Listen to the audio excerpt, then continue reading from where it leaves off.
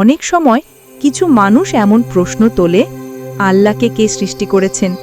কিন্তু আমাদের বড় বড় ইসলামিক স্কলারগণ স্পষ্টভাবে বলেন এই প্রশ্নটাই অযৌক্তিক। কেন জানো? কারণ আল্লাহ হচ্ছেন সেই সত্তা যিনি সবকিছুর স্রষ্টা। যদি তুমি বলো আল্লাহও কেউ সৃষ্টি করেছেন, তাহলে তো মানতেই হবে তাকে সৃষ্টি করনেওয়ালা আরও বেশি ক্ষমতাশীল। তাহলে তো একাধিক আল্লাহ হয়ে গেল, তাই না? কিন্তু তা কখনোই সম্ভব নয়।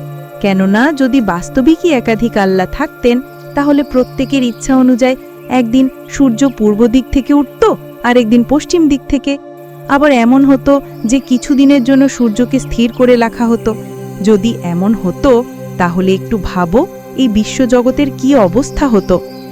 জন্যই আল্লাহ কুরআনে যথার্থই বলেছেন, যদি আল্লাহ ব্যতীত বহু ইলাহ থাকিত আকাশমণ্ডলীয় পৃথিবীতে, তবে উভয়ই ধ্বংস হইয়া যাইত।